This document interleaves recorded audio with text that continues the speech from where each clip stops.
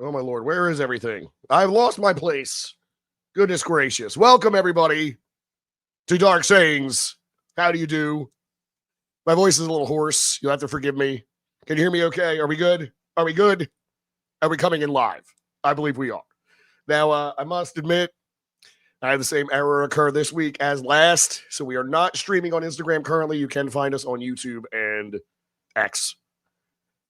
So how's everybody doing? How are we doing? I got a good show for you tonight. Some interesting topics. I'm very excited about this one. I've been looking forward to this all week. Been ready to get back into it. Been a bit under the weather. I believe it was just a head cold to begin with. Maybe some allergy situation, but got a bit of the sniffles. So if you'll bear with me, voice is a little raspy, face is a little congested, but we're doing our best. We are doing our best. So let me see. I'm just trying to find my place here. Everything got discombobulated when the Instagram thing didn't work for me. So if you'll just bear with me a moment, get back to my place.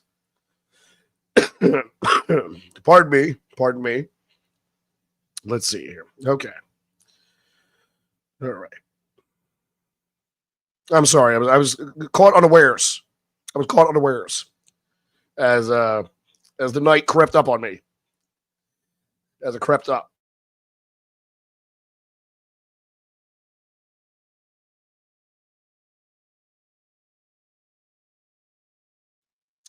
All right, so let's get going for real this time.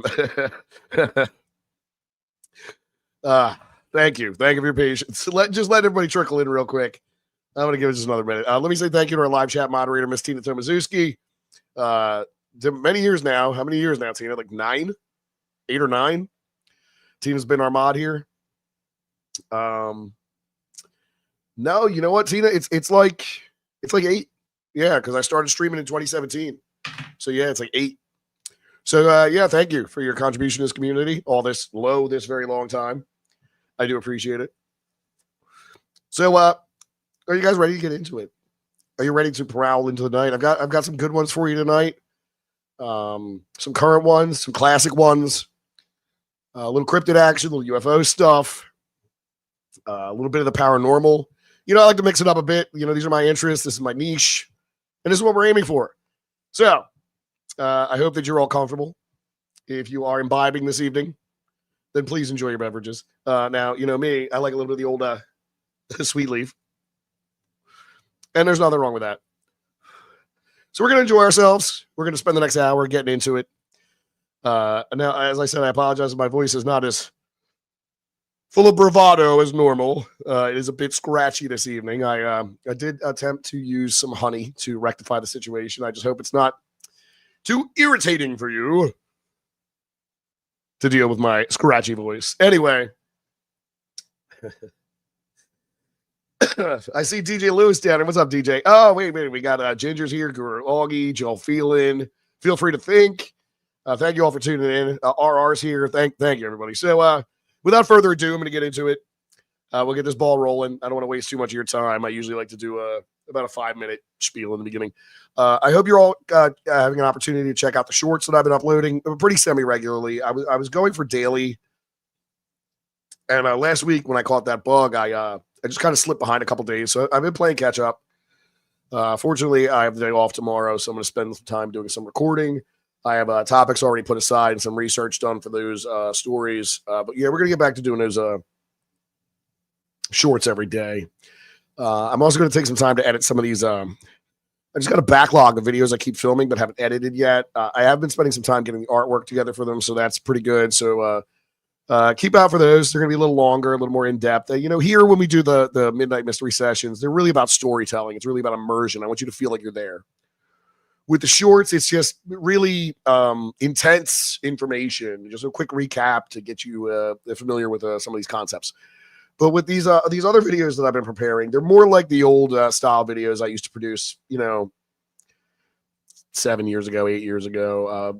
Informational, succinct, well researched. Just info dump. And I've always strived to keep it unbiased. Somewhere along the line, I started letting stuff color my own opinion about things. And I'll tell you, there's things that when I started doing this 11 years ago, I used to believe in that. I don't believe in it at all anymore, but some of the stuff I still believe in is absolutely bananas. Anywho, let's get started. So, first of all, ladies and gentlemen, I would like you to gather close to your screens as the clock edges past that fateful hour when the veil between worlds thins and whispers of the impossible grow loud. This is Dark Sayings Live Midnight Mystery Sessions, Echoes from the Abyss. And I am your guide through this labyrinth of the unexplained. Pete, master of mysteries, antiquary of the arcane, and the weirdest man in the world. I've spent decades sifting through forgotten tomes, chasing shadows across the desolate landscapes, and listening to the echoes of events that defy reason. Tonight, as the witching hour descends, we plunge into 5 tales that grip the soul and challenge the mind. A cosmic wanderer slicing through our solar system. Submerged fortresses harboring entities from beyond the stars. Shape-shifting voices luring souls into the Appalachian fog.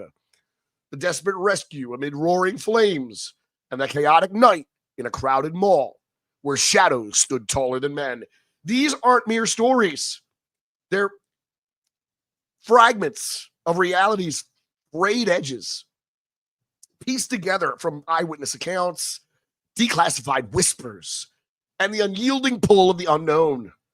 We will walk these paths together, fact by chilling fact, letting the drama unfold as if you were there, heart pounding, breath caught in your throat. For the next hour, we'll traverse the abyss, immersing ourselves in these enigmas with time in between to hear your voices in the live chat, and we'll wrap it all up with a 10-minute Q&A to light the way forward. So dim the lights, steel your nerves, and step with me into the echoes, because once you hear them, they never truly fade. We begin tonight with one of the hottest topics since July. For months, we've been monitoring the situation, some more closely than others. And many seem completely unaware. Let's take a look at 3I Atlas, the cosmic intruder.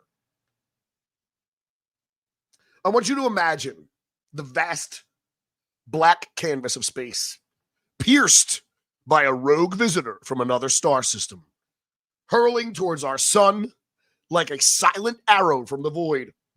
3I Atlas. The third confirmed interstellar object isn't just rock and ice. It's a harbinger of questions that keep astronomers awake, whispering of origins far beyond our grasp. Let's chase it across the heavens. You're at the controls of a telescope on a Chilean mountaintop. The night air, crisp and electric. When suddenly, there it is. 3I Atlas. Spotted by the Atlas system. A comet from another solar system. Its tail flickering like a ghost breath. This wanderer, larger than Manhattan, barrels in at speeds no local comet could match. Its path confirmed as interstellar by orbital mechanics that scream outsider. You zoom in, heart racing, noting its emerald glow, a hue that defies easy explanation, captured in images that flood observatories worldwide. But as it nears, whispers spread. Is this a mere frozen relic or something engineered, watching us back? The data pours in, unyielding, pulling you deeper into its trajectory. Now shift your gaze to the red dust of Mars, where rovers pause their endless crawl, their cameras tilting skywards as 3I Atlas makes its nearest pass, 29 million kilometers away. Close enough for the planet's orbit to frame it like a cosmic portrait. Jupiter's probes will join in on the vigil, their instruments humming, recording spectra that hint at exotic molecules beneath the vivid green veil.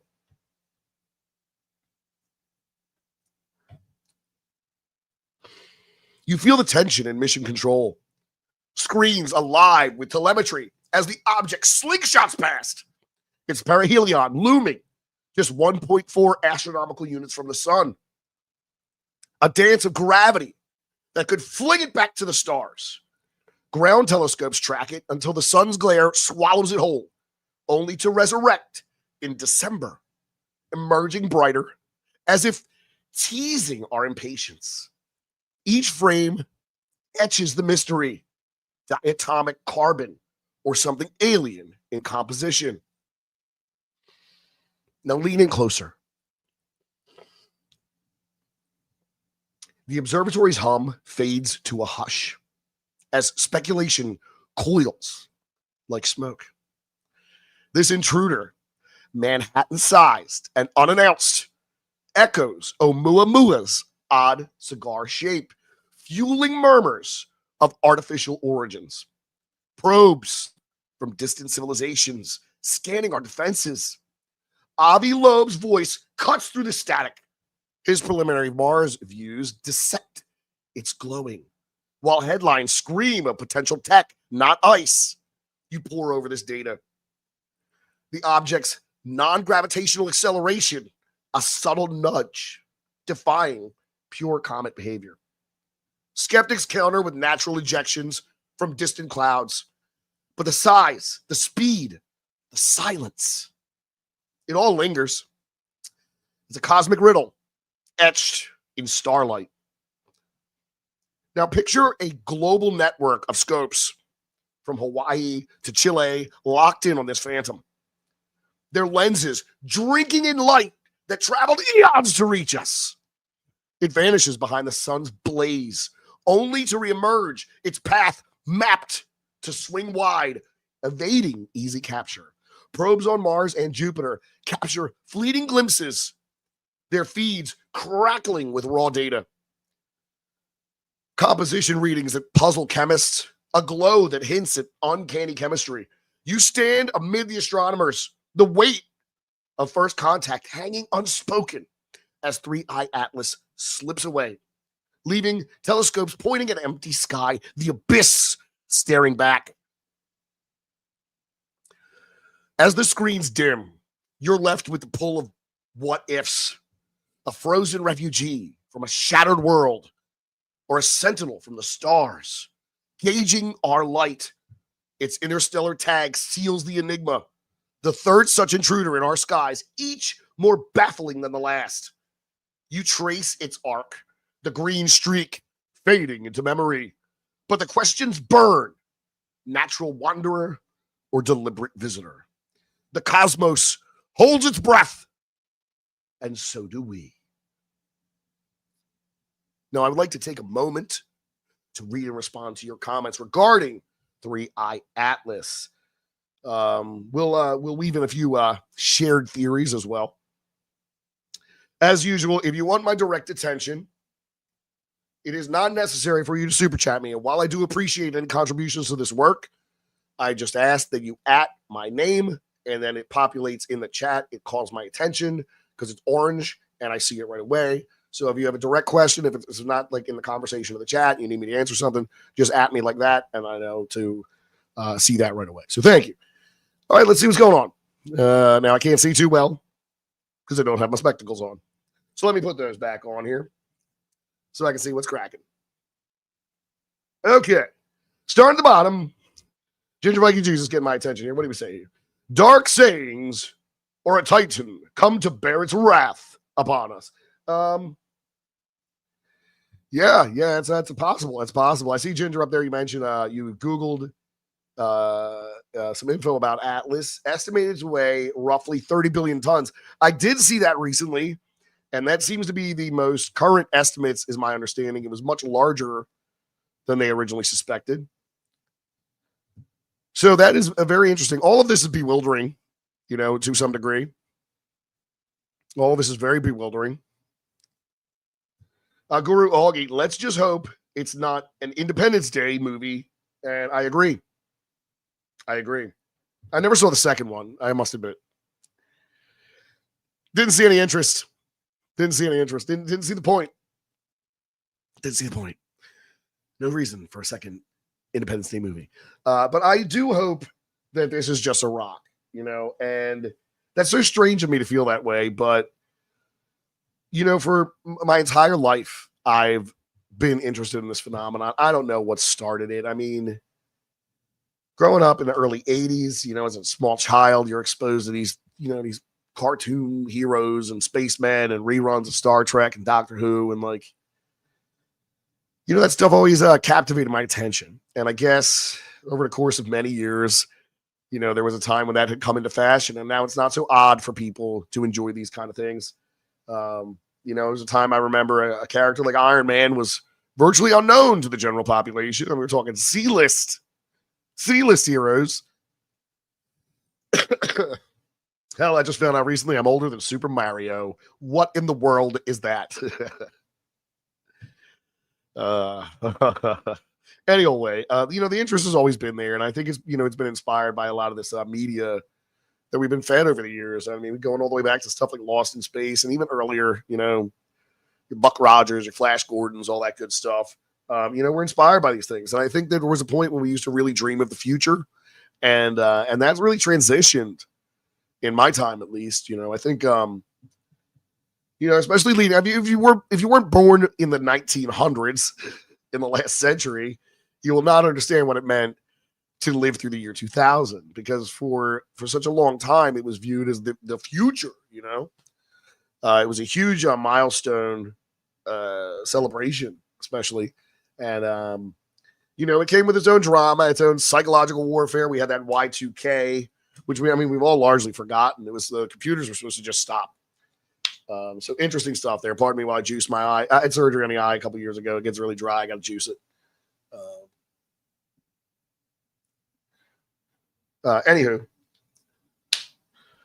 so I've always been fascinated by this stuff. And I if you would have asked me, 10, 12 years ago, if the aliens showed up, how would you feel about it? I'd be very excited. If you would have asked me 2 weeks ago, I would have told you I don't really think there are aliens out there so much anymore. I mean, we would have seen something.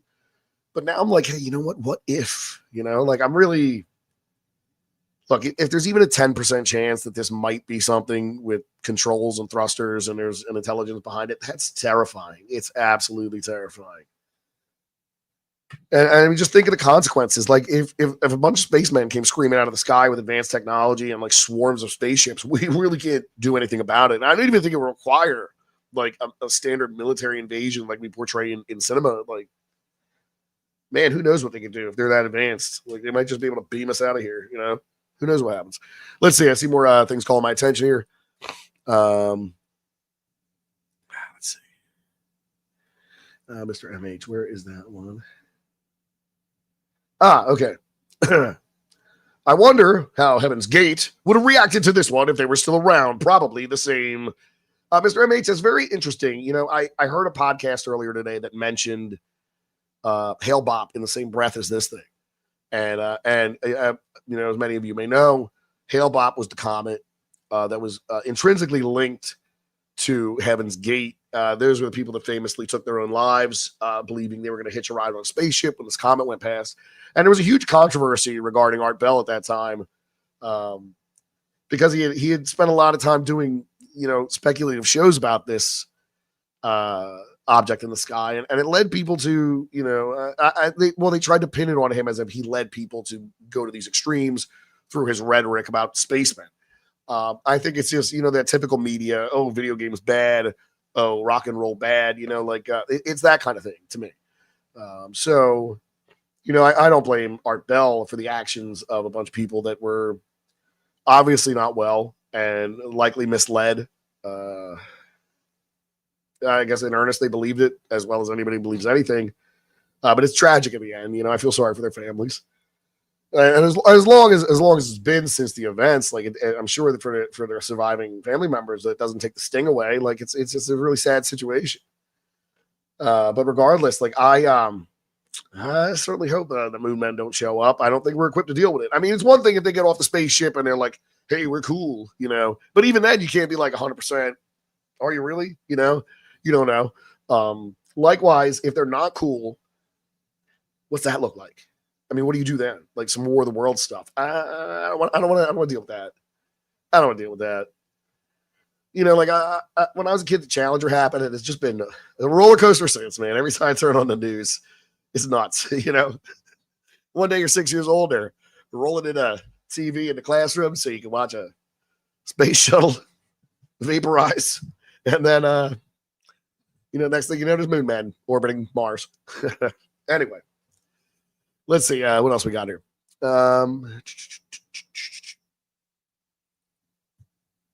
Tina says she's 1 year older than the Super Bowl.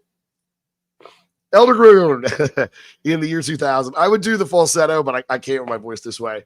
Lesser Logic points out the Conan O'Brien connection. Jason Forrester. Honestly, if I had to pick out one mystery our immediate solar system to be solved, I would want it to be Cydonia on Mars. What's up with that? You know, Jason, I mentioned that to somebody significantly younger than me in my place of work the other day. That's about like 20 years. I was like, oh, yeah, the face on Mars. You know, like I still believe there's face on Mars. I'm not going to buy any of these stories that, oh, it's just a rock formation. What are you talking about? No way. And I don't think they it seemed as if they had not heard of it. That was what I gathered. But maybe that's not really in the zeitgeist anymore at all. You know, it used to be you couldn't go to the supermarket at one point in time without there being some splash page in the rack from one of those magazines. And I'm not going to name names because some of them are still around. That would have like, you know, Bill Clinton meets with alien or, Elvis spots a Bigfoot, you know, and these used to be par for the course. Like they were the supermarket checkout aisle was replete with them. It's crazy. There's still magazines there now, but yeah, there definitely used to be quite a few of those.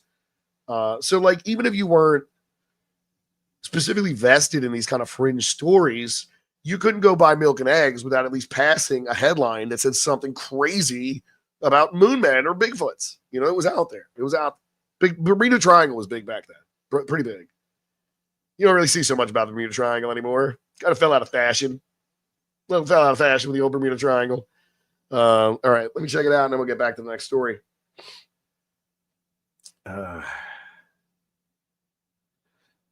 It's probably them Umo folks. Is that what I saw here? Where was that? Oh, Edward Sosa. Hey, Edward Sosa. I believe it was a ancient spaceship still in orbit. Well, that's like the Black Knight satellite. Dove Sunseed Sword. When you're old enough to realize several Twilight episodes are coming true. Hey, damn right, right? Danger Will Robinson. Tina Older in the Super Bowl. Where we at here? In the year 2000. Oh, we got that part already. Rolling along. Oh, the Umo. Yeah, the Umites from Umo. They wrote the Umite letters. Yeah, Mr. MH. That's a deep cut right there. Hey, Hides and Longgrass. What's going on? I wonder how the X-Files reboot will work out in the pose. I don't know. I didn't even know they're rebooting the X-Files. I mean, like, so here's my thing with X-Files. I'm gonna lay it out straight. I was a big fan of Sightings, which was also on Fox at the time. I believed before it premiered, and I was excited for the premiere because the advertising for X-Files before the show was on was very vague. And up until it premiered, I did not know it was a scripted like drama series. I was under the impression it was like Sightings, but more targeted on like specific UFO encounters, you know, or something like that. So there was a little disappointment initially for me. There were some episodes I enjoyed, but generally like it just never really did it for me, honestly. It just never really did it for me. I like kind of what it did and what it's done for these kind of topics and the ideas that it opened up for the general public. And like those lone gunman characters are very funny. I just, you know, and there's a lot of great episodes. There's a Jack Black episode. I mean, you know, so like I don't hate X-Files. I'm just not a huge fan. I'm just not a really big fan. I don't think I've seen every episode. I actually like a show like Supernatural a lot more than I like X-Files. And I never finished all of Supernatural. I think I watched up to season 8 or 9 and stopped. No, like, I don't know. Just never did it for me. Okay. Let's see here. Tina doesn't want to meet aliens. All right. I'm too far behind. I want to get next into Heaven's Gate. Blah, blah, blah, blah, blah, blah. Ozzy treatment. V, the miniseries. Oh, that was great. I used to have a V action figure when I was a kid. Pete, when does the Art Bell movie come out? Is there an Art Bell movie in production? There should be. Art of the Talk. An Art Bell movie. I don't know who would play Art Bell. That's pretty good. You know what? If I can manage to stay awake through the stream tonight, I will invite everybody back to the Discord to hang out in the voice chat, and we can speculate who should play Art Bell in an Art Bell biopic. Thank you, Hides and Long Grass. It's a good idea. Higher res images of the face on Mars is interesting. Bat Boy returns. Hey, what's up, Genocide? Maurice Span Gaming, thank you for the super chat. Keep up the good fight, Pete. $49.99. Thank you so much, Maurice. Super chat. Super generous of you. My God, Maurice, you've been way too good to me lately. I am very thankful that you are so kind and generous. And from the bottom of my heart, I really appreciate it. That's awesome. Thank you very much. Oh, you have another one coming in. Dave Sunseed Sword. Several years ago, you introduced me to the concept of Manichaeanism. I realized it is another way of the holographic universe theory and the illusion of 3D reality. That's what we see and sense absorbs light. Dove's Sunseed Sword, I want to say thank you very much for the super chat. And that is a fantastic take on Manichaeanism. I think that some of those early offshoots that are, heretical to what is agreed upon as Christianity did have some interesting takes. You know, the way they blend some kind of this Neoplatonist philosophy in some regard, because it was still going around at the time. And to some extent, if you check into like Amorc specifically, and even like Returnus versus Crucius, some of the Rosicrucian stuff carries that thread still. So I mean, there's still some of that hangs around, and I find it all very interesting. And hey, look, check it out, Art Bell, coast to coast.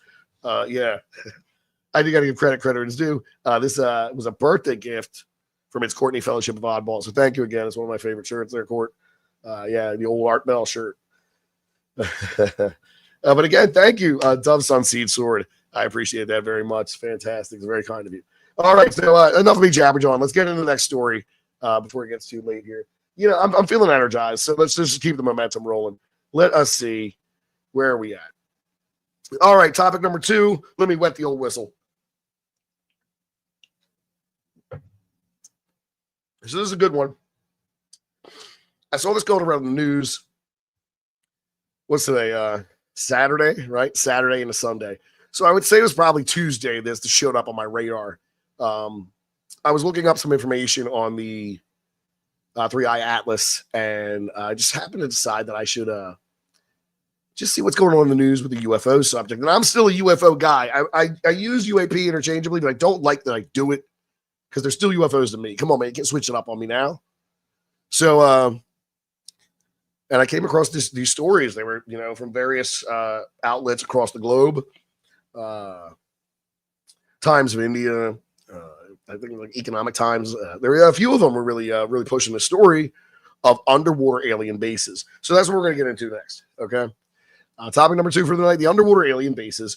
Are these submerged strongholds? So now descend with me into the crushing blue-black depths where the light fractures and the ocean floor hides secrets vast as continents.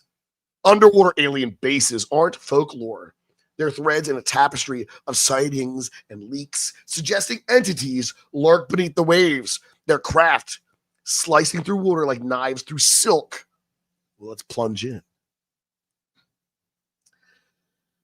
You're in a submersible, the hull groaning under pressure miles down, when sonar pings a massive structure, angular and unnatural, etched into the seafloor off Malibu.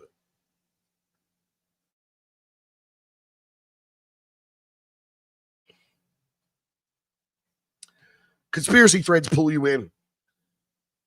5 or 6 such bases along the U.S. East Coast per a congressman's bold claim, housing entities that pilot football field-sized craft vanishing into the deep. Dulce base rumors echo. And they echo through the underground, blending with USO reports. Unidentified submerged objects that outpace our subs. You strain against the porthole, the water's chill seeping in, imagining lights flickering from vents that aren't geothermal. Surface now to Google Earth, a feed glitching, Sycamore Knoll, that supposed hub off California, buffered from view like a digital ghost. Video surface, grainy and urgent, showing dome-like fortifications dismissed as rocks, yet witnesses swear to movement, to shadows darting between. Pentagon files hint at the link, UFOs and water, a pattern in declassified briefs, with admirals recounting massive orbs breaching waves. You're scrolling reports, the oceans roar in your ears, piecing together a network, bases evading detection, their tech bending light and sound. Dive again, this time with divers off the coast, their lights cutting through the murk to reveal orbs rising like bubbles from nowhere, accelerating beyond physics. A lawmaker's testimony chills. These aren't natural. They're engineered. Bases teeming with non-human intelligence.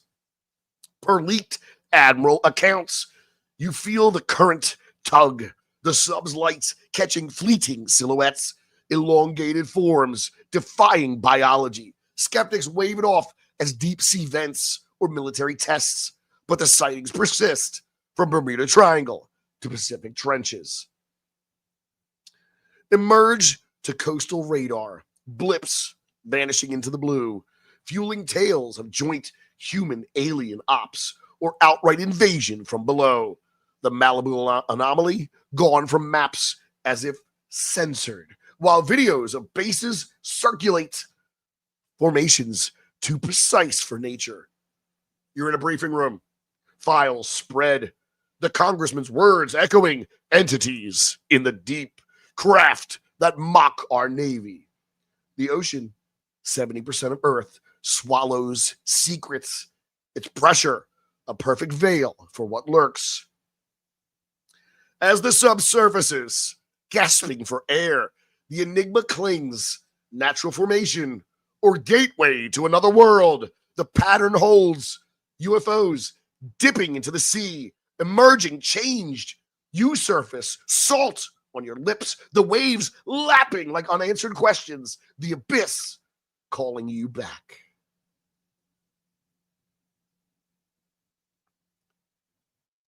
So underwater alien bases. How real? How possible? 70% of the Earth, I believe it's, if we're going to be technical, it's 72% of the Earth completely covered in water. And who knows what's down there?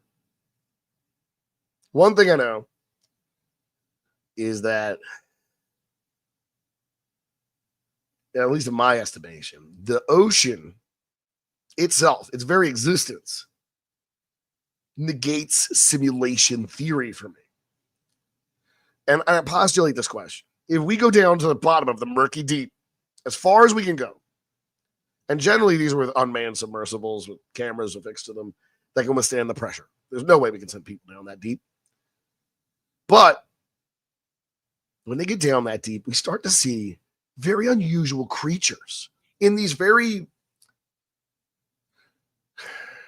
unusual environments, usually devoid of the resources necessary for these kind of life forms to exist.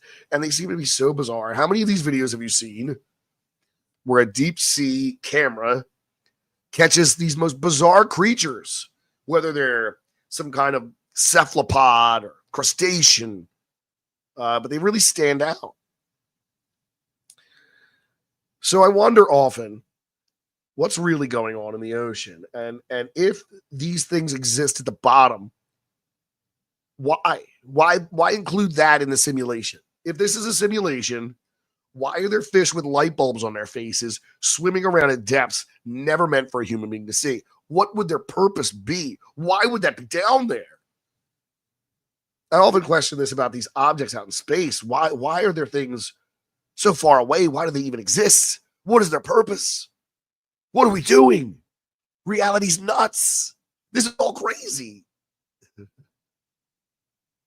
I like how we all just walk around acting like, oh, it's just another day. This is nuts. This is nuts. It's like miraculous and strange. And then like we act like there's not like like Bigfoot's out in the woods and stuff. Like that adds a whole layer to it. Like, what is happening there? And like, ghosts. everybody, every culture, all through time has ghosts, and then the people don't believe in them. You know, like, oh no, there's no such thing, dude. What? But I digress. You know, these underwater UFO bases, I think, are a real possibility. In my estimation, it'd be the perfect camouflage for a breakaway civilization of ultra terrestrials. And, you know, like I said, I've always been in two minds of this whole thing. I can definitely see the argument. And for a long time, I've kind of fallen into the camp that these things we consider extraterrestrials are actually non-corporeal, non-human intelligences, you know? And for lack of a better term, there's some kind of spirits. Maybe they come from another reality. I mean, but I use that word to conceptualize how we would understand spirits of some kind. Not like ghosts in the sense where, like, you know, they're the remains of a deceased person, but these are some kind of like different being altogether. And a lot of the ancient texts and the sacred writ speaks to these kind of entities. You know, you'll find them as you know, jinn or demons. And it varies from culture to culture. You know, from the ancient Greek daemon, where these are kind of like, you know, like, I don't want to say helper spirits, but kind of these autonomous spiritual entities. They didn't seem to be tied to the gods. They weren't elementals. Like, and that idea doesn't come along until Paracelsus much later. But you know, they have this very unique quality to them, and I think that really, lesser deities, maybe we could conceptualize them as. Either way, it's all very fascinating. And you know what inspires me? I do want to do a video regarding the divine counsel from Scripture in the Bible. Very interesting topic. I did a video on it many years ago, but I mean, I've heard so many new perspectives since. I'd like to do a nice roundup on that one. So maybe I'll make that a longer video. But thank you. I'm going to definitely note that for further use in the future. So thanks. Great suggestion there. All right. Let me check the chat real quick here. Okay. Mr. H got one for me here. Okay, here we go. All right, found it. I'm caught up. Mr. MH, apparently we know more about space than the sea, so for all we know, it could be plausible. Also, if Admiral Byrd was correct about bases beyond Antarctica, then it's all plausible. And I think that's a good point. That's absolutely something that I would be remiss to just dismiss out of hand, because there's more possibility to it. You know, recently I want to give a shout out to this channel. You probably all heard of it. It's huge, but I didn't know it existed till you know, just maybe a few weeks ago. There is a content creator out there, goes by the name of The In-Between. I believe the host name is Carol Ann. And she is just fantastic. I mean, amazing. I'm a huge fan, hooked immediately. I think the first one I watched was about giants, and it was a two-parter. So I had to wait around for the second one. But in the meantime, I was catching up on these older ones. And, you know, my wife isn't really super interested in this kind of stuff. But we were sitting in here, you know, having a snack and chit-chatting. And I happened to put the thing on in the background, or it was playing when she came in. And we both got completely sucked into it. But The In-Between, so definitely check that out. And I forget why I brought that up. I think I was going to refer to something that I caught her say. Anyway, I've totally lost my place. I think it had something to do with the other thing we just talked about. Oh, I recall now. The subject of her video was Olaf Jansen and the Smoky God, which relates directly back to the Admiral Byrd thing and the land beyond the poles. And it's more of a Hollow Earth kind of situation than I think what's going on here. I don't necessarily know if there's kind of Hollow Earth. I do think there might be vast subterranean pockets that may be utilized for these kind of purposes. But as far as like a shell around everything with like a sun inside, is that possible? Hell, I don't know. Man, they talk about there's a king of the world down there named Sanat Kumara. These ascended masters that live forever, and they were people before, but now they're like theosophical figures of, like, I don't know, like archetypes almost, you know. And some of them are like aliens.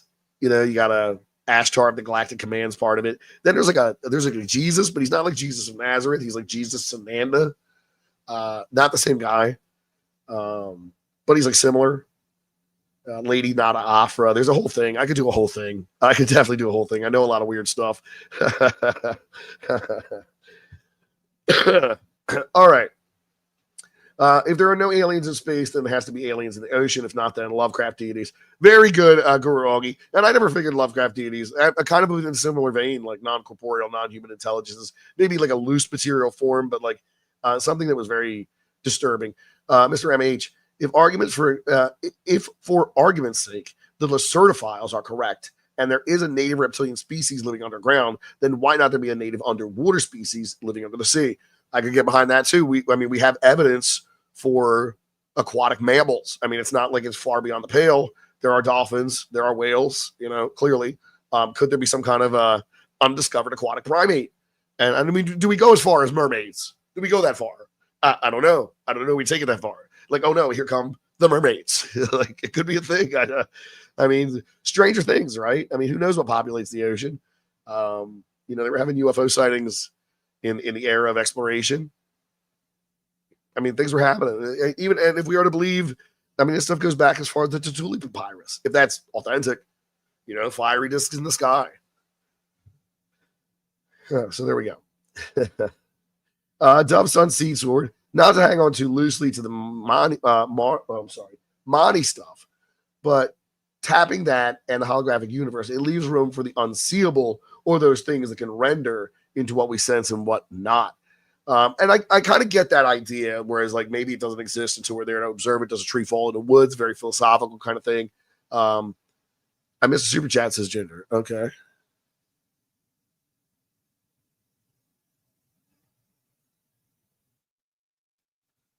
I don't believe so. I think we got those super chats there, Ginger. Dove Sun, Steve Stewart, Emery, Span Gaming. Okay, the in-between team's got a link for that. I don't trust the Galactic Federation. Bad Wolf, how you been? Who knows about that Galactic Federation? Could be weird. Kurt Rossbach, Admiral Byrd's Naval Task Force was armed enough to fight a small war, a war they reportedly lost big time. You're right, and there were craft that went from pole to pole. Could be out there, I love the Antarctica topic. I think it's absolutely fascinating. In fact, I think I have a copy of it sitting right here. Where is it? Did I put it back? I think I put it back.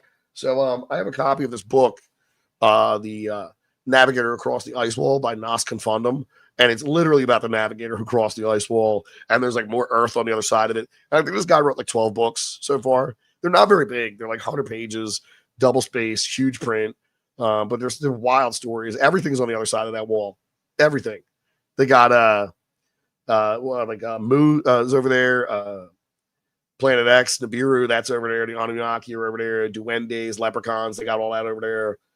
They got an island that's full of entheogens, and it's hallucinogenic. So, like, if you get off your boat and you step on this island, there's so much like weird pollen in the air that once you start breathing, you start spacing out, and you get all whacked out. You get whacked out and crazy from the hallucinogenic island. So really, really fun stuff.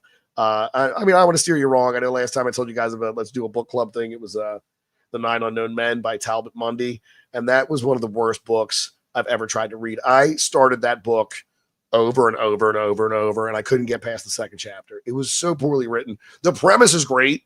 It's just really poorly executed. And there's so many characters. Why are there so many characters?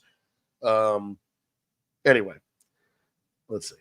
Okay, we got to keep moving on here. Yeah, let's keep moving on. Man, I've only got through 2 topics and I've already blasted through 40 minutes. Am I jabberjawing too much? You guys want me to shut up a little bit and get back to the stories? Because I know I've been really politicking tonight, just running the old rag mouth, Tina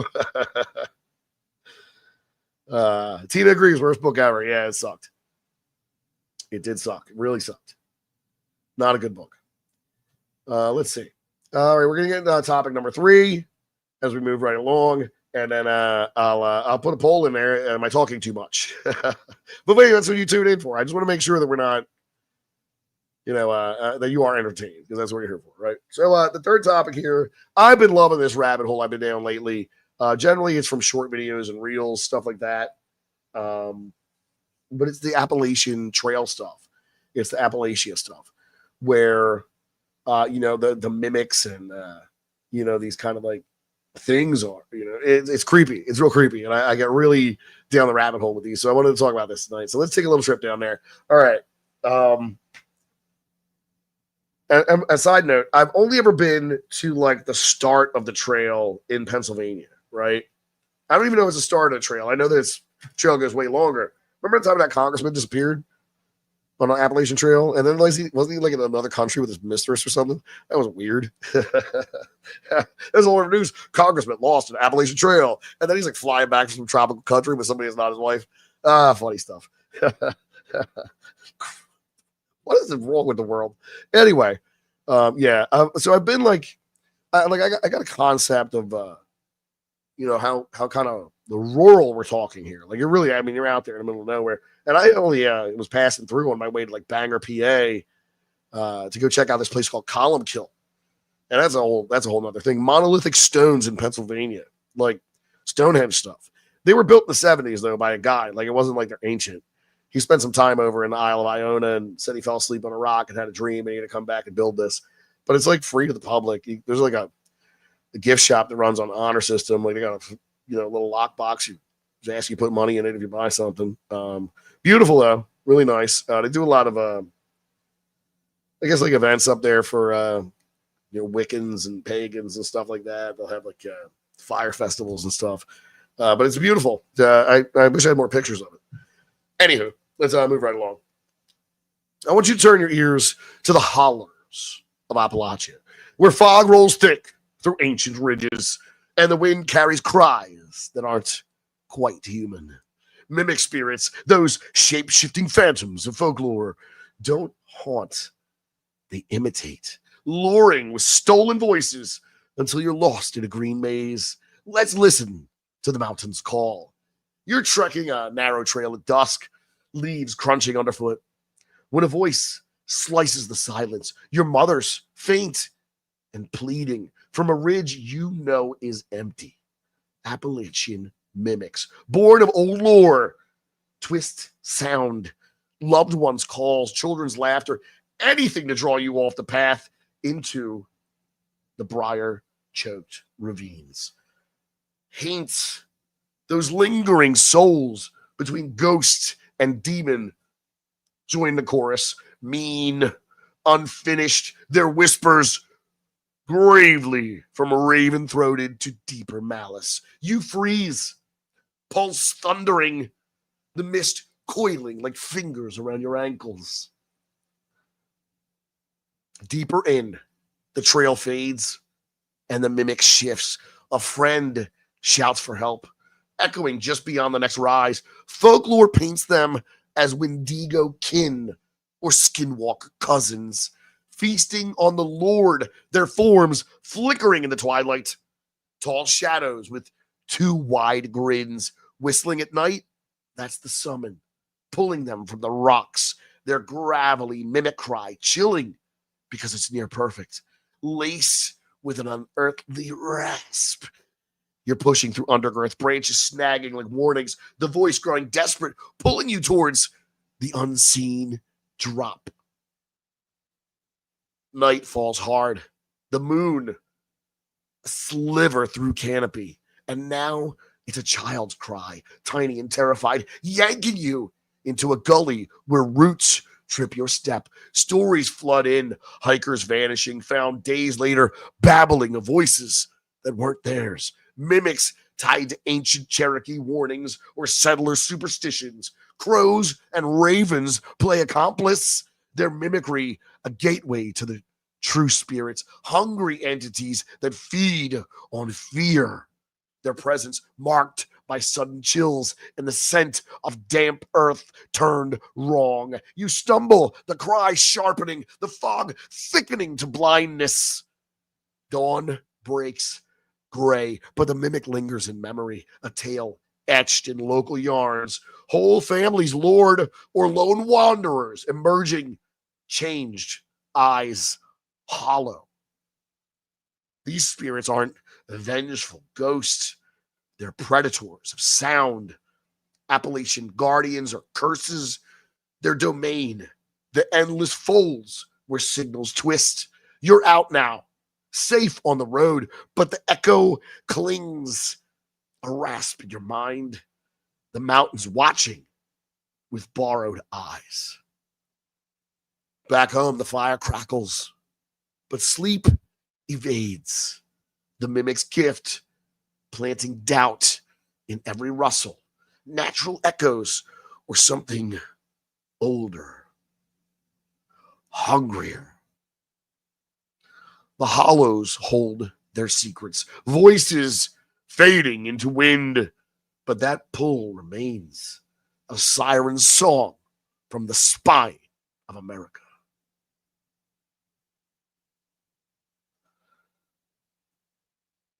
So where do we go now? Where do we go from here? In Appalachia.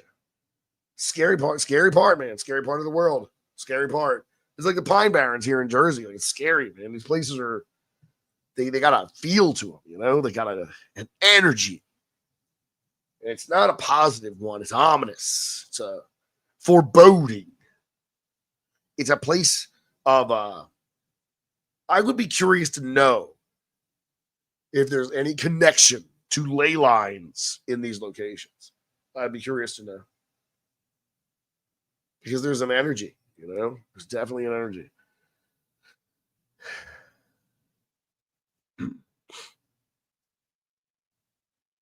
We love when you jabber, says Dave's Sunseats and Word. Thank you very much. You're a real character, homie. Don't beat yourself up. You've got charisma. Thank you, sir. It's the raspy voice that has me concerned. I don't want to be like, you know, I don't want it to be like off-putting, you know.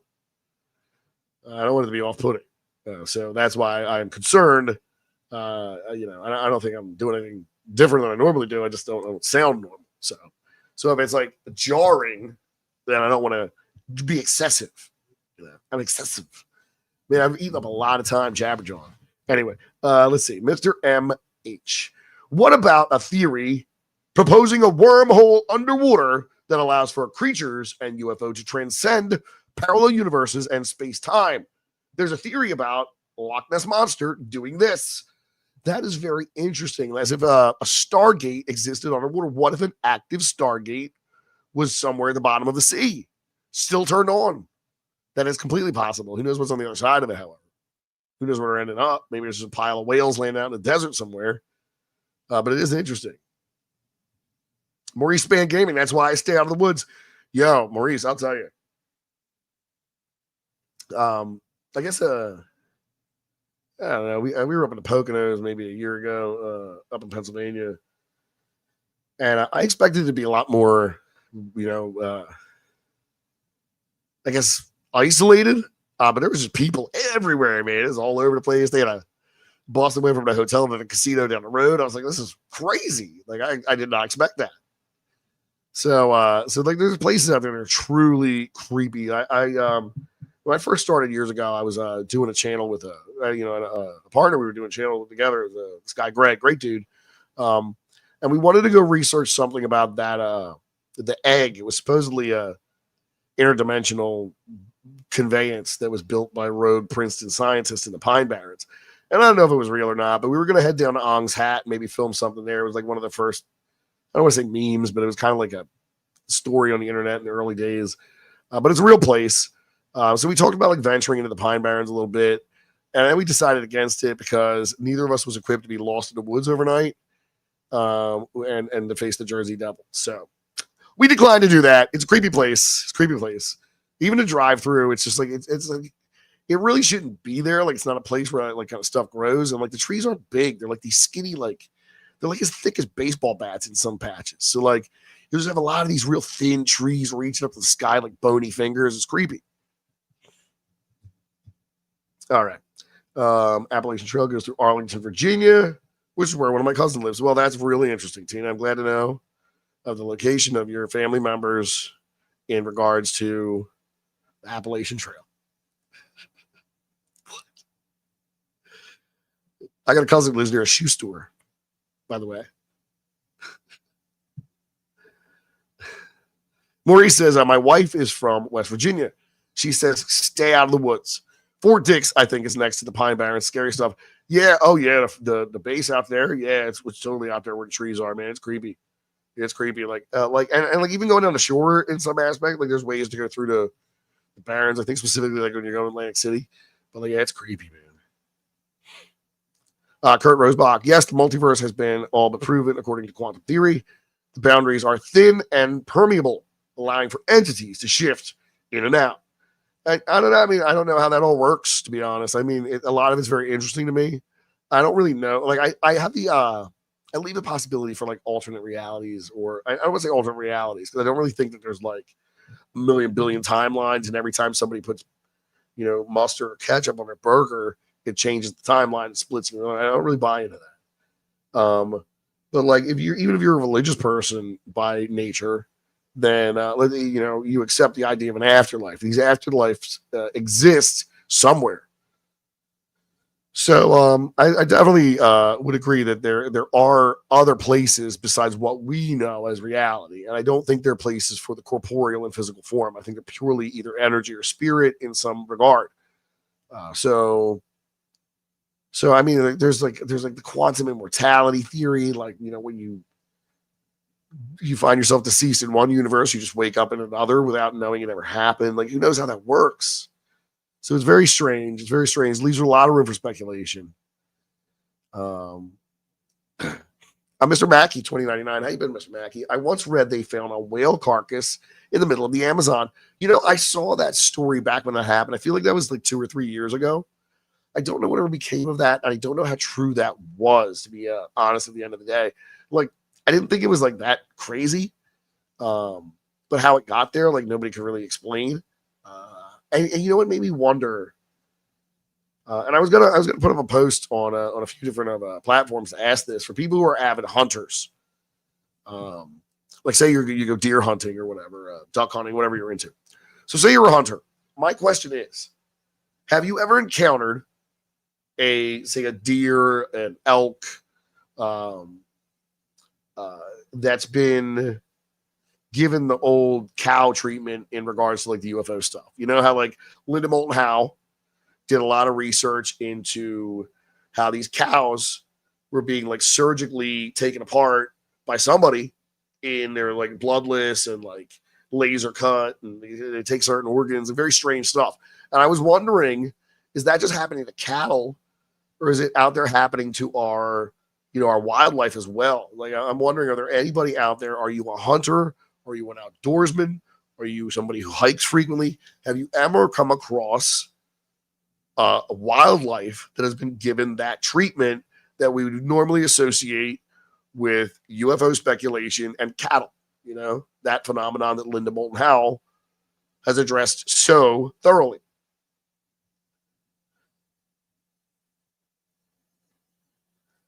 Let's see. We're moving right along here. An indigenous tale of animal people going to war with giants. The giants had face tooths. Turns out they were mammoths in the Appalachia. Mammoth ghosts, some animal connection. You know what Dave Sunseed had? Were the Moon-Eyed people in West Virginia? Are the Moon-Eyed people associated with the Appalachian Trail as well? I believe they are. If I'm not mistaken. I want to say the Moon-Eyed people were a West Virginia phenomenon. These come from indigenous folklore as well, regarding like they came out at night, they were pale, they were not like regular people, who knows what they were. And is that an association as well? It's kind of like the Nahanni Valley up in Canada, where they talk about these kind of like remnants of like, not quite human things out there. I think it all comes together. Mr. MH, what do you say?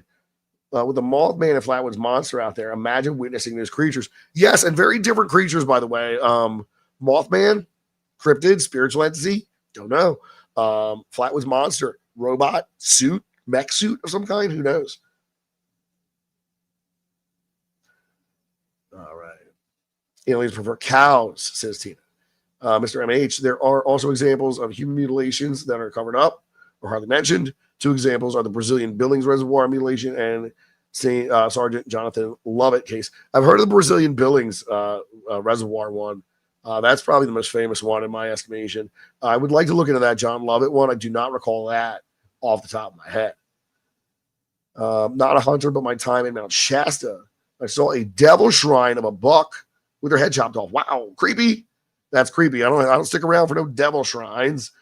Maurice Spam Gaming. Yes, I have. Was driving the country, saw a deer carcass, thought it was poachers by a 5-foot owl. It was an owl. So it was a 5-foot owl. Interestingly enough, Maurice, in that same line of thinking, I was kind of curious because of all the the association of owls with a specific occult entity, namely Moloch, and that largely due to some videos that surfaced in the early days of the internet regarding certain meetings and rituals, such like that. But anyway, that's a topic for a whole other day. But the owl thing, I wanted to look into it. And Maurice, I wondered if, like in the ancient world, human beings had encounters with ancient owls that may have inspired them to carry this image forward throughout history, whether subconsciously or not. And it seems to me, from what I can find through my research, the largest owl ever was in Cuba. I think it's just called the Cuban owl, but it was like prehistoric owl. I did live at the time of humans, and very much like we were describing, it stood almost as tall as a person. Very, very tall owls. But these owls couldn't fly. They were ambush predators who would jump out of the bushes, or like they could get up in the branches of trees and then jump out of them at you, but they didn't fly. They were just like flightless owls, very tall and stocky, and they had very dangerous talons, and they were ambush predators. Yeah, so very interesting stuff. But I was kind of disappointed not to see that there were ancient owls all over the world, and like that was always a connection or something. So I went in with a preconceived notion and a hypothesis that didn't pan out. Again, thank you, Maurice. Author Barbara Alice Mann, who identifies herself as Ohio Bear Clan Seneca, suggests that the moon-eyed people of Cherokee tradition were Adena culture people from Ohio who merged with the Cherokee around 200 BC. Yeah, but were they located in West Virginia? Was my question, because I can't recall. Were they specifically in Ohio, or were they not in West Virginia at all? I'm not sure. Mr. Mackey, I realize you're an incredibly busy man, Pete. I started watching an anime and reading the manga Dan Dan, and the entire premise of that is that they fight cryptids and aliens. Well, I hope you enjoy it. It sounds very interesting if you're into that kind of thing. I personally have always been more into traditional cape stuff, cartoon, comic books, American-made stuff. I did quit collecting in 2014 because it was clear they didn't want my money anymore. I have subsequently then bought a few crowdfunded books back around 2018, and that was largely a cash grab and a waste of money. And I did purchase The Last Ronin maybe 6 months ago. So I picked up a couple books, but I used to have like a $300 pull list, and now I don't. There's no reason. There's absolutely no reason. This has been the worst. This is the worst era of comics ever. Absolute trash. Absolute a decade or more of absolute trash. Just not even worth the page printed on. Poor quality writing. No editorial oversight. Just an absolute disgrace. These comics were at their peak, being mined for content by every streaming service for over a decade. They were turning every crappy comic book into a Netflix series. They were cranking them out. And then when the mind virus stuff hit and everybody was like having their modern satanic panic, they're not even caring for source material anymore. Stuff's just flying out the window. Like it's slop. It's all slop. That's the perfect description for it. They use it all over the internet now. It is slop. Everything I ever found interesting, everything I ever liked, everything that was like nerd shit, they turned into slop. I resent it. I don't support it no more. And in fact, it makes me angry. It makes me angry how like what was once a refuge has become absolutely soulless corporate slop. So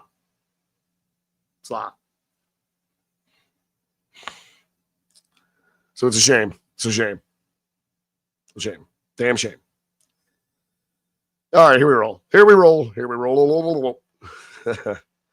All right. Comics are dead, my man. Yeah, you're right, Dave Sons. They're dead. They're dead as a doornail, dude. Done. Dead and done. Done, done, done. They have undone these characters so much it doesn't even matter anymore. It's a joke. It's a friggin' joke.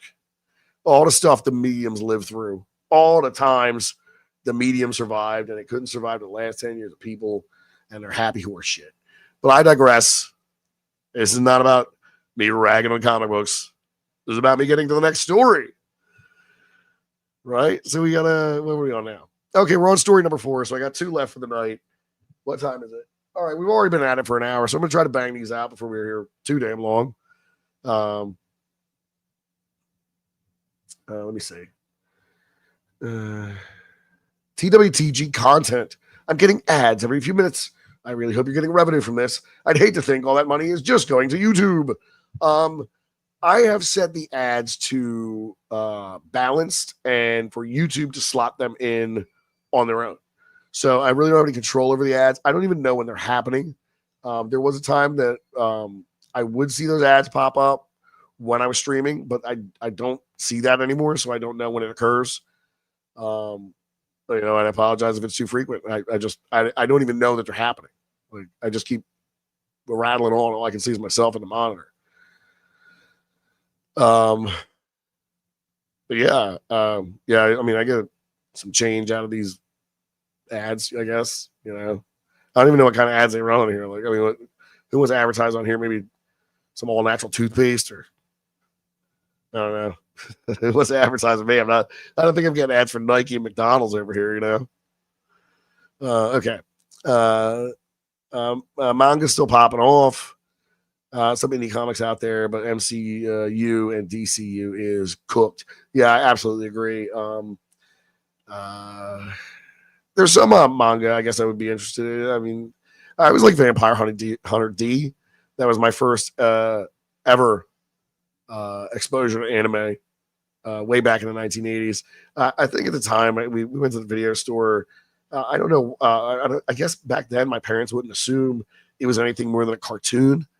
So turned out to be extreme body horror. This is nuts, bananas crazy. But it made such a lasting impression. I think the character is so damn cool. The design is so rad. And I've seen like drawings from the manga and they're just beautiful. So I mean, maybe that'd be something I'm willing to experiment with. Mr. Mackey's Refuge in the Field of Dungeons and Dragon novels, which have been written over the last 5 decades.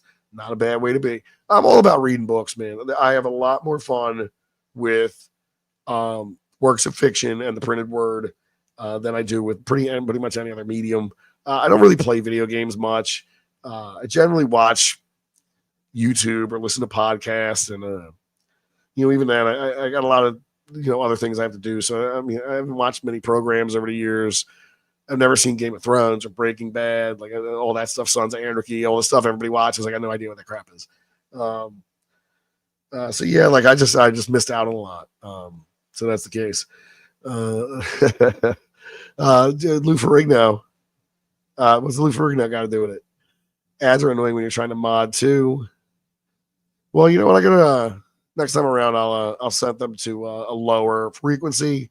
I mean, there's like a high, low, and a balanced. So like, I'll just do low next time. I don't know if it was excessive, but like I said, I can't see. All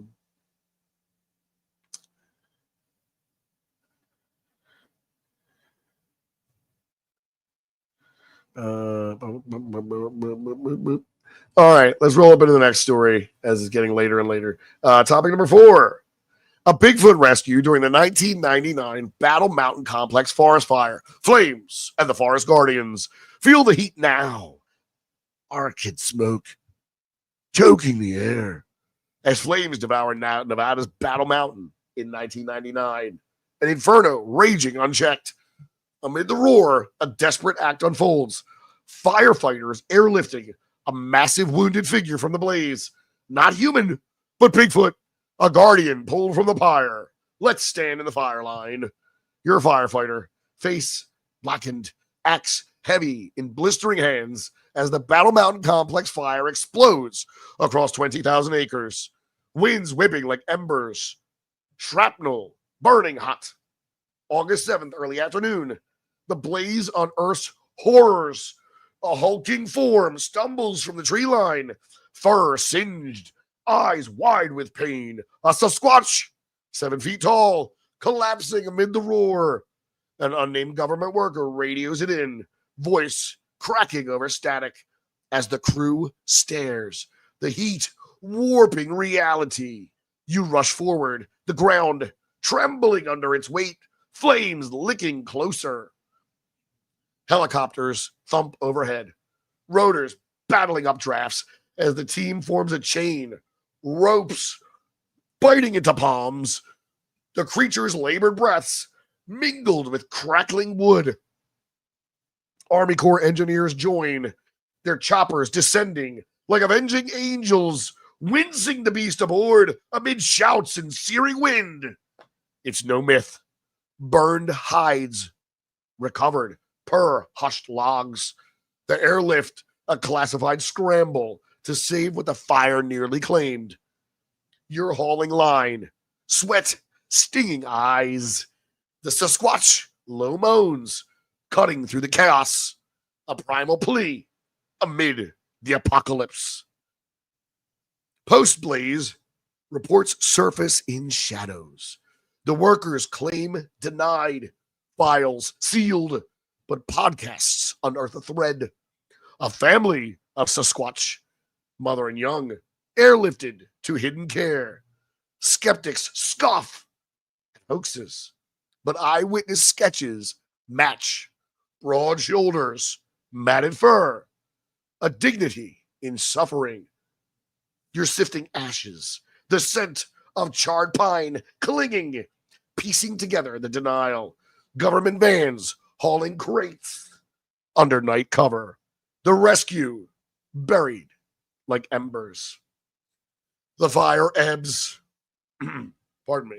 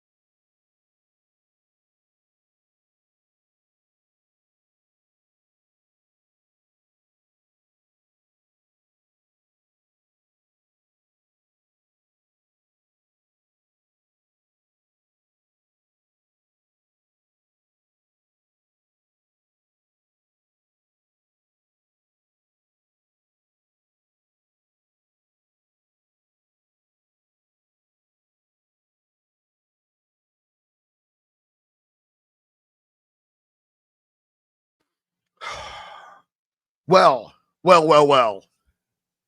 Well, that was horrific. Absolutely horrific. I apologize for my absence. Horror show. Absolute horror show. Oh my goodness. Oh my goodness. Oh my goodness. Uh, uh, wow. Wow. Okay. So totally lost my place. To explain to you what happened, I had this is a fresh one, but I had an open can of Modelo sitting right there. And I went to take a sip to wet my whistle, as you may have seen. At which point I realized there was something in my mouth. It was a fly. It was a housefly right here on my mouth. I don't know if it was in the can or on the can. Either way, it was absolutely horrific. So I excused myself to go damn near drown my face in Listerine. And wish that never happened. But into every life, a little rain must fall. So that sucked. And you can understand why I must have absconded so abruptly, because that was absolutely horrific, absolutely diabolical. Oh my God.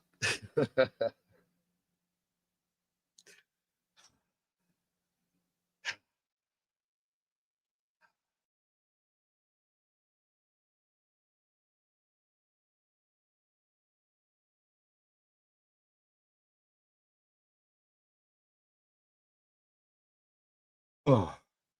Oh man. Oh well. That's what I get. That's what I get. That's it. That's it. That is my reward. Oh God. Wow. Wow. Yeah. So there's that. There's that. I'm gonna let it go. Where was I?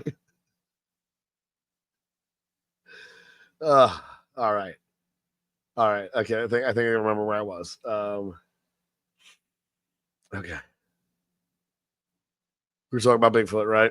Okay. I think we left somewhere in the under the cover of night.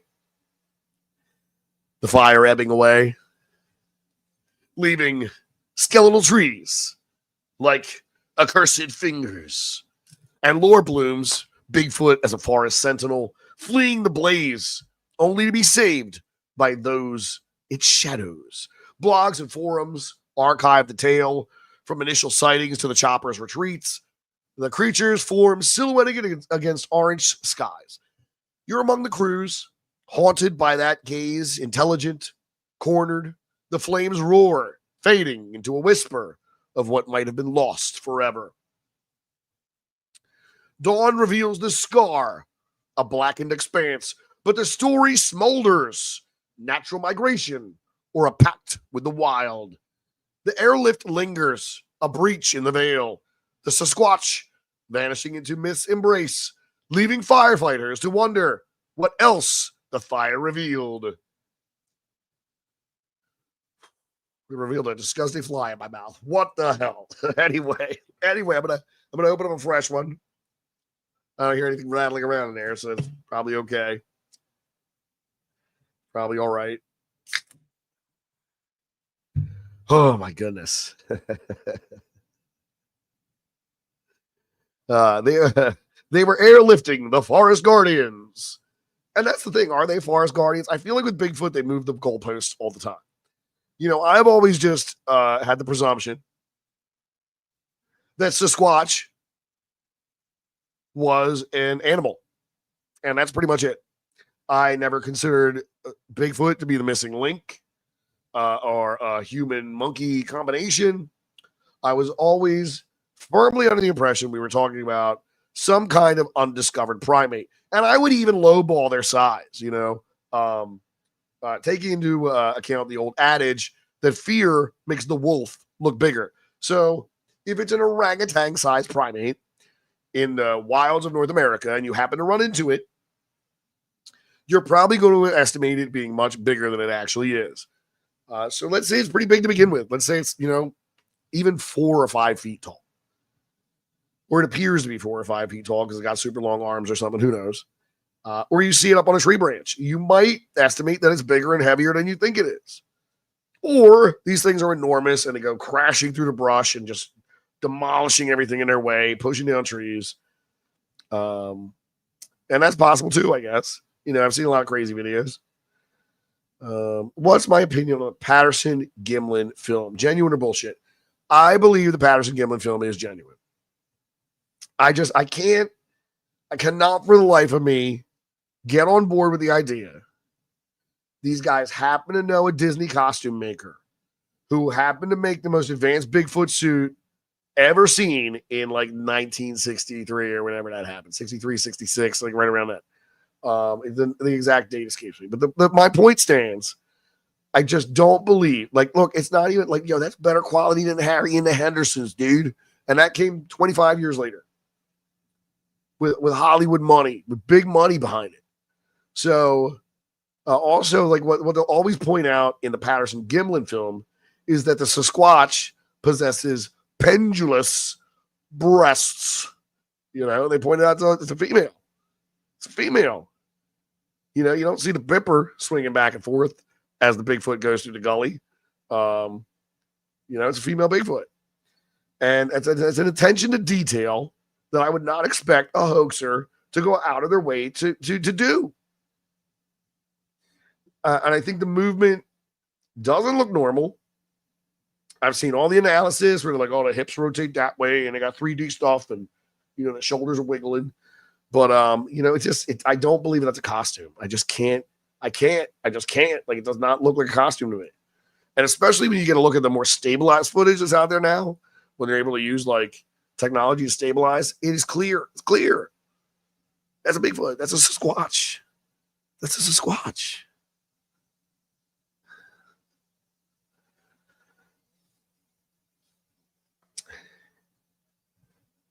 If it's an animal, how couldn't it be an evolved Gigantopithecus? Because I don't necessarily think it's that big. I don't think it's that big. It doesn't have to be 9 feet tall, dude. If it was 4 feet tall, you'd still think it was 8 because you're scared of seeing a monkey man in the woods.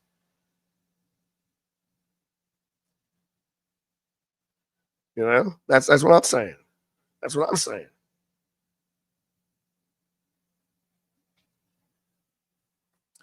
You don't want to get mixed up in that Sasquatch business. Remember Albert Ostman? He got kidnapped by them Sasquatches. He got taken away. They carried him away in a sleeping bag, miles and miles away. Trick him with tobacco. Fed him tobacco. And when he got sick, he ran off. Took off. Got out of there. He's going to be a member of the Bigfoot family. I don't know what you were keeping him for. They just didn't know what he was. They had to know what he was. They're Bigfoot. They see people, right? They don't stay away from us. But I mean, like they moved the goalposts on Bigfoot. So like Bigfoot starts out as an animal, and the Bigfoot stuff doesn't start till like the 50s. Like there are reports, and I'll tell you, I've done a lot of research into this in the past. There are reports of wild men, and whether or not these wild men are what we would consider a Bigfoot today, or these are cases where men wandered off into the wild and didn't come back, is murky. It's not very clear. Like sometimes, in rare cases, it's cut and dry. This is a person. Or sometimes when they get caught for a crime, it's a person. But in other instances, they seem to be describing Bigfoots.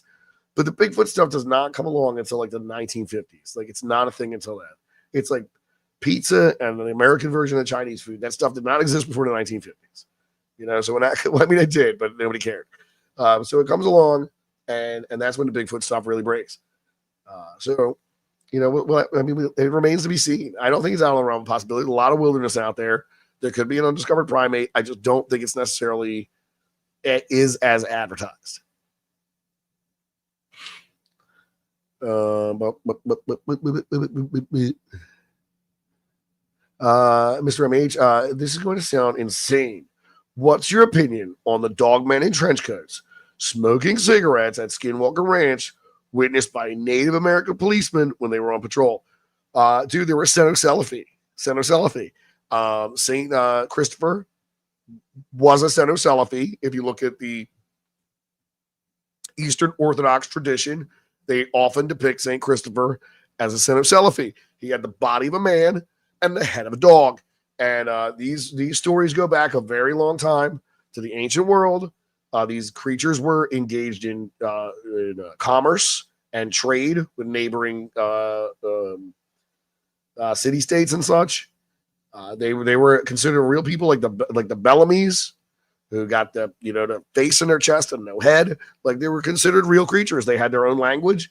They couldn't speak human, but they could speak to each other. So yeah, I mean, it's completely possible. Cynocelephy were a thing. And I think that, like, look, when we talk about dogmen, like out in the woods of the wilderness, is that werewolves? I mean, we just talking about werewolves? No. But I think when we're talking about real dogmen, not savage, wild, hind leg walking, 6-foot dog monsters like something out of a comic book or a sci-fi movie, like The Howling, that they're always a dog man and they don't turn back and forth into people. That's bananas. You got to have werewolves or you got to have Cynocelephy. I don't know if you're going to have a population like the Beast of Bray Road. Is that a Cynocelephy? Obviously, his depiction would not lead to that assumption. It would lead more to a traditional werewolf sighting. So, I don't know. I kind of conflate the werewolf and the dog man as one thing. But the Cynocelephy are true dogmen with the head of a dog and a body of a human. Okay, so let's rock right along. We are up to our final story for the night. I saved this one because I'm so fascinated by this lately. So many unanswered questions regarding this particular story. So we're going to get into it tonight. All right, buckle up.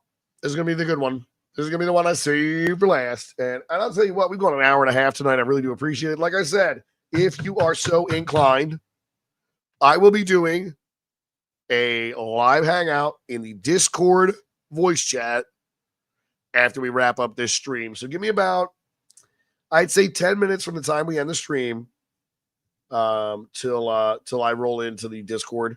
But feel free to go all over there yourself. Tina, is the link to the Discord in the description of this video? I believe I did put it there, but I can't recall right now.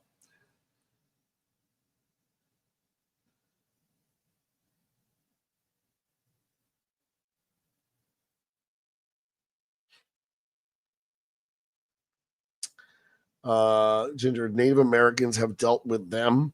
You know this. They've been here right alongside us the whole time, my guy. I would disagree with that.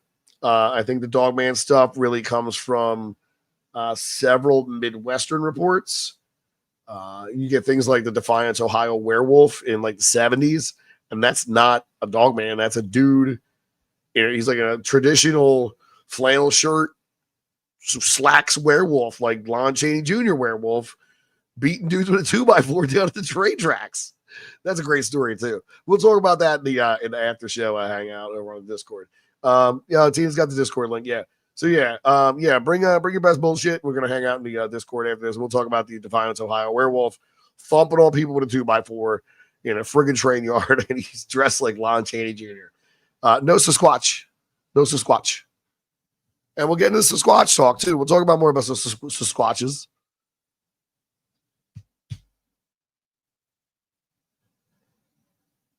What about the story, says Russell Rose Dove, about the Bigfoot was Cain cursed for killing Abel?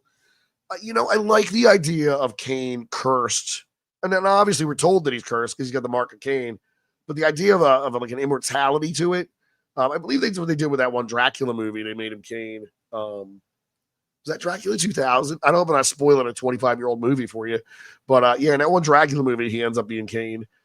And then they did Cain on Supernatural. He's like living out on a farm in the middle of nowhere. Interesting stuff there. But I don't know. I would not presume to associate those two things only because they seem to be such disparate folklore. So Cain kills Abel, and then he's cursed to be a Bigfoot, and then like moved from the Levant to North America. Yeah, it doesn't. I don't know. It doesn't seem to work for me. Just be truthful. I just don't see how it gets there. It's like with the chupacabra stuff. Like if I see a mangy dog video from like Abilene, Texas, and you tell me it's chupacabra, I'm like, no, it's not. It's not. It's not. Because chupacabras look like lizard creatures, and they're in Puerto Rico. How the hell are they getting off Puerto Rico and making their way to Texas? Doesn't fit. If it doesn't fit, then it quit.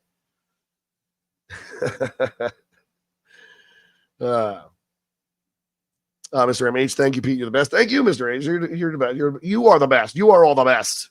You are the best.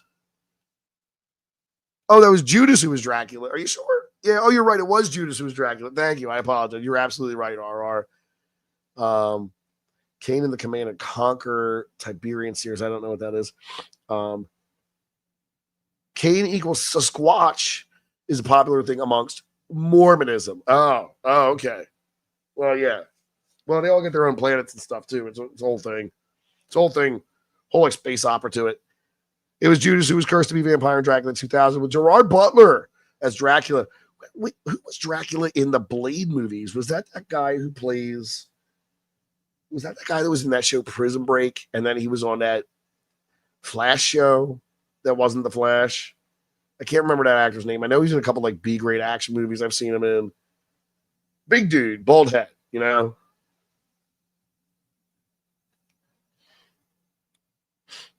First couple seasons of Prison Break were pretty good. TV used to be okay. Dominic Purcell. That's correct. Thank you. I do recognize that name. Yeah. He was that the Dracula in that movie. Blade 3. That first Blade's bad as shit though, right? That first Blade's awesome. Really is, man. Wesley Snipes in his prime was so good, dude. Passenger 57, always been all black, dude. Passenger 57 is such a good movie. Demolition Man. It was Rising Sun. Was that Wesley Snipes too? Yeah, dude. Wesley Snipes used to be, he was so good.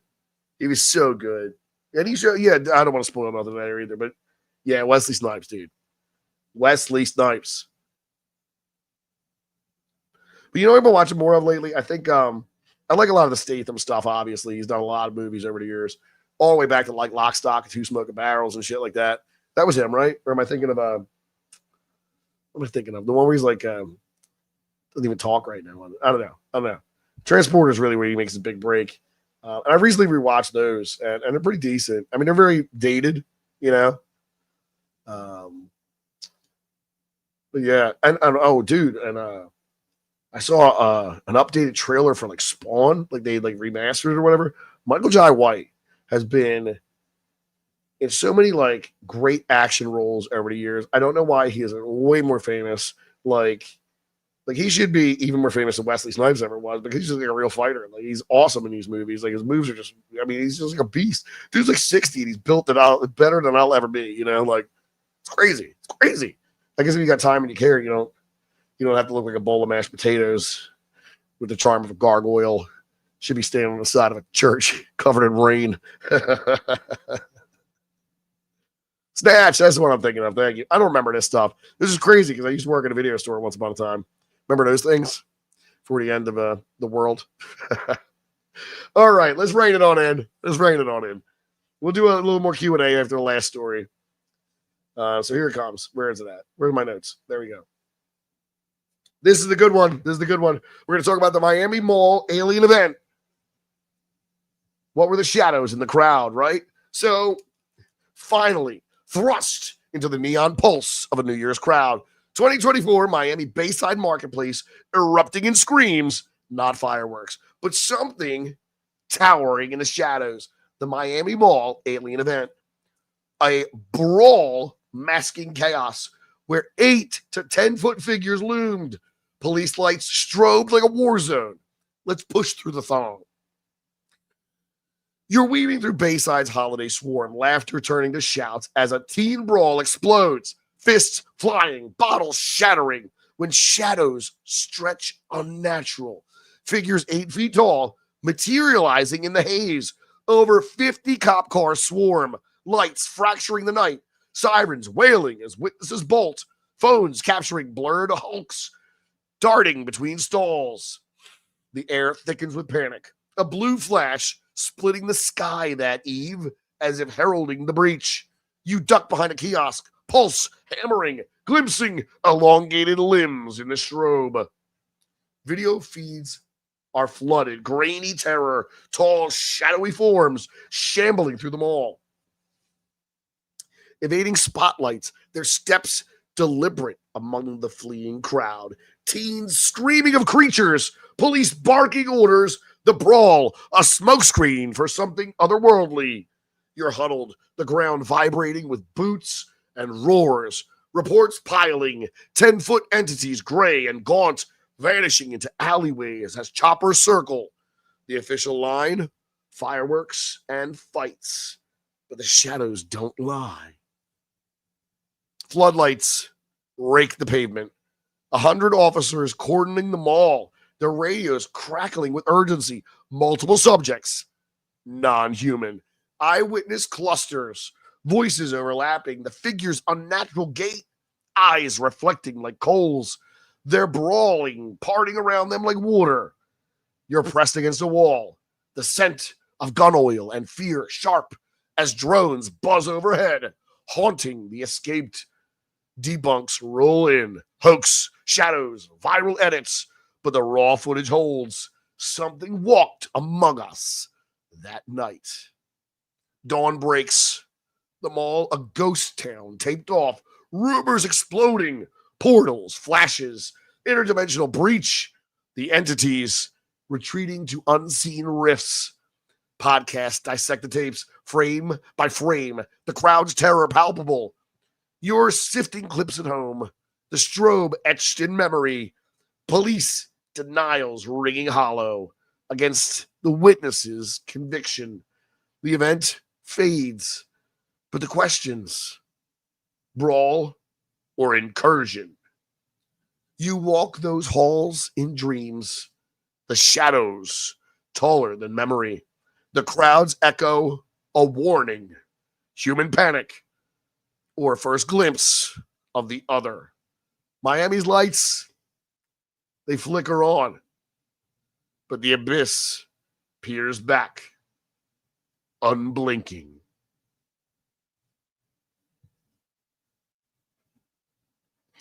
Right? The Miami Mall is crazy. What was going on there? Moonmen. Friggin' Moonmen.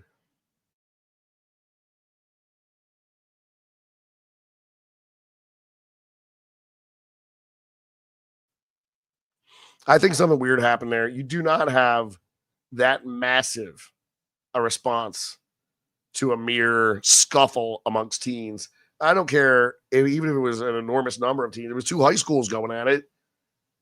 I don't think you need that much crowd control. I don't think the evacuation would have went as planned like that. It's just weird. It's very strange. It's bizarre stuff. You know? It was those dudes from the movie Ghost, says Maurice Spangame. Yeah, could be that. Could be that. There's weird, like, creepy spirit things that come for you. Slithering up through the shadows. Those are creepy. Those are very creepy. Halloween's coming, folks. Halloween's coming. Let's see what happens. Are these moon men part of it? These moon men got anything to do with these this rock out in space? What's happening here? Where are we headed? We got underwater aliens. We got rocks in space. We got the Miami Mall incident. Things are strange, folks. Strange. The world is weird.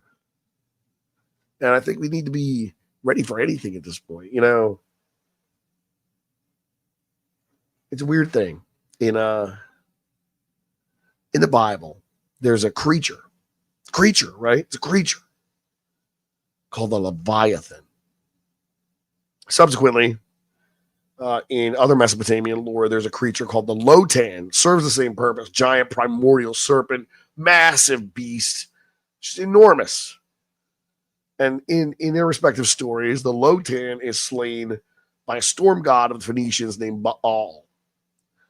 Whereas Yahweh is the only one who can control the Leviathan. And it's meant to be an example of how powerful the Lord is to create such a beast that only he can subdue.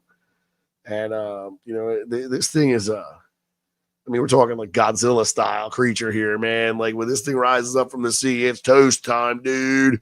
So So I think that's kind of interesting. We do have these kind of like precedent, even in sacred writ, for these type of enormous Titan-like monsters tearing it up across the globe. It's interesting stuff to me. I don't know how you guys feel about it, but it's definitely strange.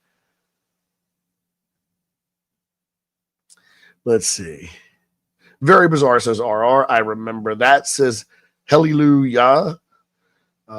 More comments than ever, says Maurice Span Gaming. It's true. It's true. There are. RR says Leviathan is like the Kraken. I think it's even worse, man. I think that, I was looking into that supposed Google Earth artifact of the 2-mile wide dome that slithers across the bottom of the ocean. And I was like, oh, that's got to be a Leviathan. Also, the bloop sound. They know they recorded something enormous and something organic, but they can't figure out what it is. Who knows what's down there? Who knows what we're dealing with? Who knows? All right.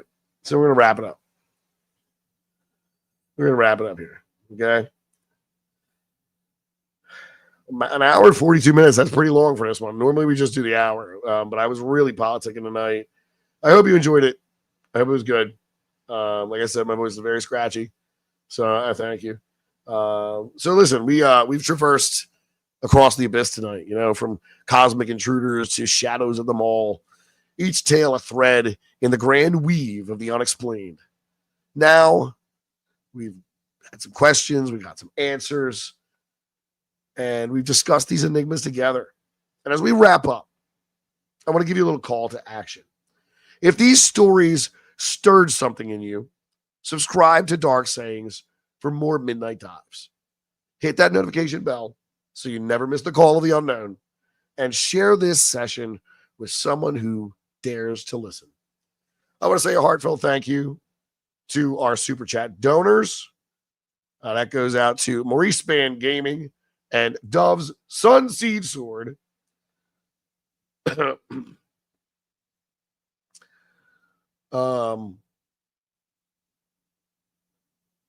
Your generosity lights a path through these shadows. And every one of you for tuning in, from the Lone Watchers, to the Chat Warriors, and to our live chat moderator, Tina Tomaszewski, thank you for sharing this hour and 45 minutes in the abyss. You made it alive. Until next time, keep questioning the dark. Have a great night. And I'll see you in the shadows.